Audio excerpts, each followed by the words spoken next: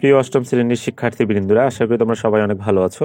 আজকের পর্বটিতে আমরা তোমাদের গণিত বইয়ের অনুশীলনী একের বহু নির্বাচনী যে অংশটি আছে সেটি সমাধান করব। তো এখানে দেখো 1 নম্বর অঙ্কটিতে বলা আছে যে 3 ক্রমের ম্যাজিক বর্গের গঠনে।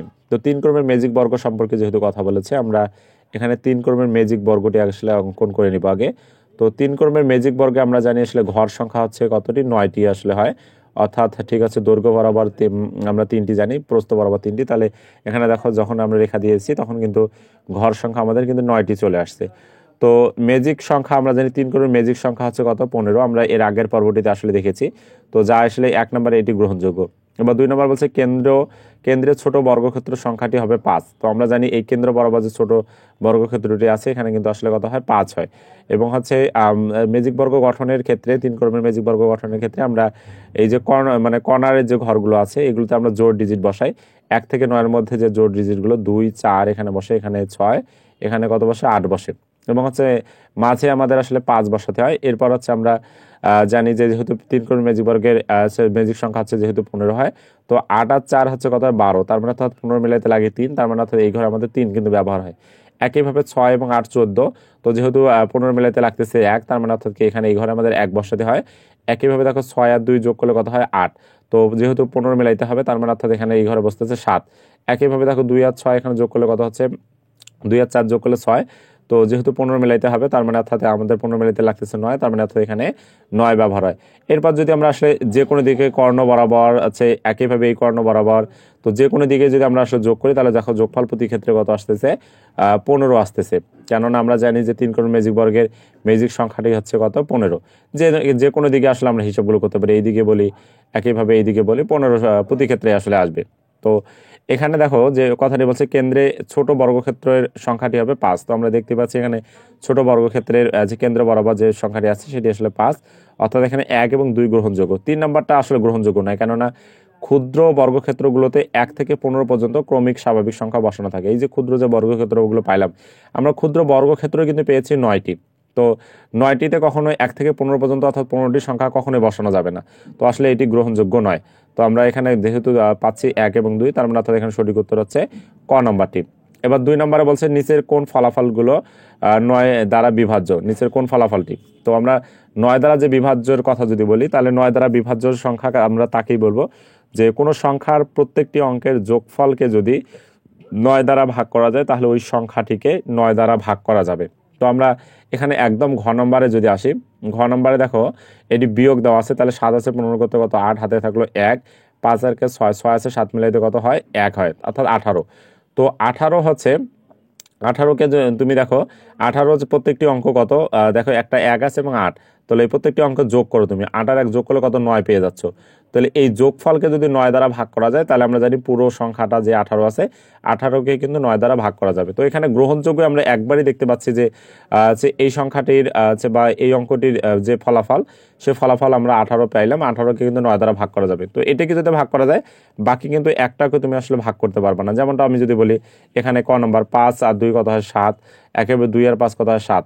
তার মানে অর্থাৎ 77, 77কে তুমি 9 দ্বারা ভাগ করতে পারবে না, কেননা 7 7 যোগ করে কত হয়, 14, 14কে যেহেতু আছে 9 দ্বারা ভাগ করা যায় না, মানে পুরো সংখ্যাটাকে 9 দ্বারা ভাগ করা যাবে না। একইভাবে তুমি এটির কথা দেখো, এটিও যোগ করে দেখো, যোগ করলে যে যোগফল আসবে সেই যোগফলের প্রত্যেকটি অঙ্ককে যদি তুমি যোগ করার পর যে সংখ্যাটি পাবা সেটাকে 9 দ্বারা ভাগ তুমি কিন্তু করতে পারবে না, মানে অর্থাৎ কি পুরো ফলাফলকে 9 দ্বারা ভাগ করতে পারবে না। একইভাবে গ নম্বরটাও আসলে হবে না। তো এখানে হয়ে যাচ্ছে কি ঘ নম্বর, অর্থাৎ ঘ নম্বরটি সঠিক। এবার 3 নম্বর বলছে দেখো যে 9999 কোন বীজগণিত রাশির শততম পদ। তাহলে এই যে মানে অর্থাৎ আমরা বীজগণিত যে রাশিগুলো দেখতে পাচ্ছি, এটা আছে, এটার ফলাফল আছে কয়ের মান, যেহেতু শততম পদের কথা বলছে, শততম মানে অর্থাৎ কি 100, তাহলে কয়ের মান আমাদের ধরতে হবে 100। তাহলে কয়ের মান 100 বসালে কোন রাশিটির ফলাফল এই 9999 হয়। তো আমরা ঠিক এই যে ক নম্বরটাতে যদি ধরি, ক নম্বর যেহেতু হচ্ছে কি 99 ক যোগ 1, তার মানে অর্থাৎ 99 গুণন ক বলতে কয়ের মান হচ্ছে যেহেতু 100, যেহেতু শততম পদের কথা বলছে, তার মানে আমরা 100 বসাইলাম এবং হচ্ছে এর সঙ্গে যোগ দিলাম কত, দেখো 1 আছে 1 বসাইলাম। তো 99 আর 100 যোগ করলে কত, 99 আর 100 যেহেতু গুণ আছে, তাহলে গুণ করলে কত আছে, 9 আছে, 99 আর 100 গুণ করলে আমরা হচ্ছে পেয়ে যাচ্ছি কত, 9900, যোগ কত 1। তো আমরা যদি এটি যোগ করি তাহলে 9900 কত 1 পেয়ে যাচ্ছি, যা এটি কিন্তু গ্রহণযোগ্য নয়। একইভাবে তাহলে 99 ক বিয়োগ 1, তার মানে অর্থাৎ এখানে শুধুমাত্র যদি আমরা দেখো যে বিয়োগ দেই, বিয়োগ দিলে আমরা পেয়ে যাচ্ছি কত হচ্ছে কিন্তু 9,900 থেকে আমাদের এক বাদ দিলে কিন্তু 9,800 কত হয়ে যাবে, যে 99 হয়ে যাবে, যা কিন্তু এটিও গ্রহণযোগ্য আসলে নয়। তো এরপর হচ্ছে আমরা গ নাম্বারটা দেখবো যে ক স্কয়ার যোগ 1 এটি আসলে হয় কিনা। তো আমরা সেটি এবার সমাধান করে দেখি। ক স্কয়ার যোগ 1 সেটি এবার দেখবো আমরা। তো ক স্কয়ার আমরা প্রথমে নিলাম, ক স্কয়ার মানে কি, ক এর মানে 100, তাহলে 100-র উপর কি স্কয়ার যোগ কত হলো 1, তাহলে 100-র স্কয়ার করলে হচ্ছে কত হয়, আমরা জানি 100 গুণন 100, তাহলে অর্থাৎ 100 গুণন কত 100 পেয়ে যাচ্ছি। তার মানে অর্থাৎ হচ্ছে 2টা শূন্য 2টা শূন্য 4টা শূন্য আর 1 1 গুণ করলে কত 1 হবে, অর্থাৎ দেখো 10,000 হয়ে যাচ্ছে। তো 100-র স্কয়ার করা মানে কি, আমরা পেয়ে যাচ্ছি 10,000 যোগ কত থাকলো 1, তাহলে দেখো 10,000-এর সাথে 1 যোগ করলে 10,001, যা কিন্তু 999 হয়ে যাচ্ছে না, তার মানে এটিও হবে না, তাহলে হচ্ছে কি ঘ নাম্বারটি। তাহলে আমরা হচ্ছে ঘ নাম্বারটি এখানে সঠিক হিসেবে ধরে নিতে পারি। এরপর দেখো 4 নম্বরে বলা আছে যে ক সংখ্যক ক্রমিক স্বাভাবিক বিজোড় সংখ্যার যোগফল কত। তো বিজোড় সংখ্যার যোগফল নির্ণয়ের সূত্র হচ্ছে আমরা জানি যে ক স্কয়ার। তো আমরা এটি আসলে এর আগের পর্বটিতে দেখেছি যে ক স্কয়ারই হয় যে আছে কি স্বাভাবিক বিজোড় সংখ্যার যোগফল। তো এরপর আমরা 5 নম্বরে যাব। 5 নম্বরে বলা আছে যে 1 থেকে 100 এর মধ্যে কতটি সংখ্যাকে দুইটি স্বাভাবিক সংখ্যার বর্গের যোগফল আকারে প্রকাশ করা যায়। তো আমরা জানি যে 1 থেকে 100 এর মধ্যে আছে 35টি আছে সংখ্যাকে দুইটি স্বাভাবিক সংখ্যার বর্গের যোগফল আকারে প্রকাশ করা যায়। তো এরপর আমরা নিচে দেখতে পাচ্ছি, নিচের উদ্দীপকের আলোকে 6 ও 7 নং প্রশ্নের উত্তর দাও। এটি একটি আমরা ম্যাজিক বর্গ দেখতে পাচ্ছি।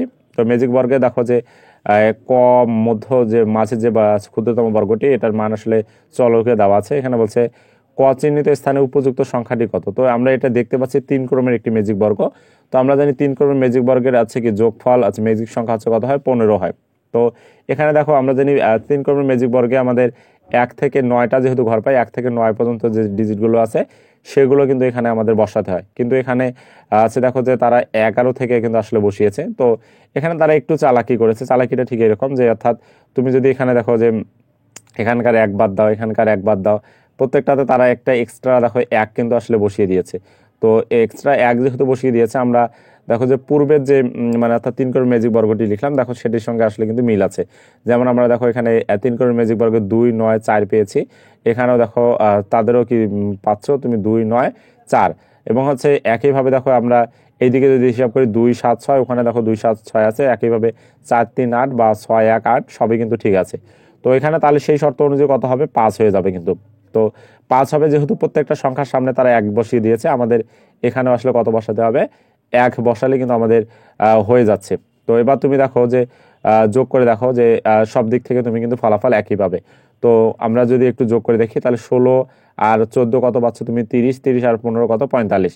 তো এইদিকে কর্ণ বরাবর যোগ করলে আমরা 45 পেয়ে যাচ্ছি। একইভাবে ঠিক এইদিকে যদি যোগ করে দেখি আমরা, তাহলে দেখা যায় 16 11 18 যোগ করে দেখো তুমি 45 পাবা। এদিকে যোগ করে দেখো কত 45 তুমি পেয়ে যাবা।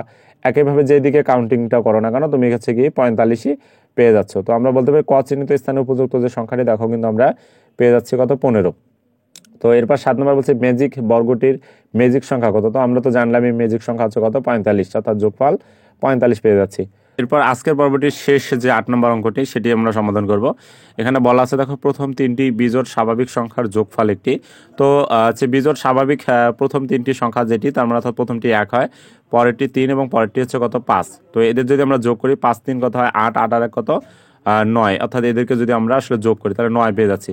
তো 9 কি একটি পূর্ণবর্গ সংখ্যা? হ্যাঁ, আমরা জানি 9 একটি পূর্ণবর্গ সংখ্যা, কেননা 9 এর বর্গমূল করা যায়, 9 এর বর্গমূল কিন্তু 3 হয়। তো তারপর 2 নম্বর বলছে দেখো বিজোড় সংখ্যা এটি, হ্যাঁ 9 একটি বিজোড় সংখ্যা, এটিও গ্রহণযোগ্য। এবং 3 নম্বরে দেখো বলছে মৌলিক সংখ্যা, না 9 মৌলিক সংখ্যা নয়, কেননা 9 এর 1 এর অধিক কি আছে, 2 এর অধিক গুণনীয়ক আছে। তো যার কারণে আমরা এসে 3 নম্বরটি অর্থাৎ মৌলিক সংখ্যা এটি গ্রহণযোগ্য আমাদের 9। তাহলে হয়ে যাচ্ছে দেখো যে 9 একটি পূর্ণবর্গ সংখ্যা, 9 বিজোড় সংখ্যা, অর্থাৎ 1 এবং 2।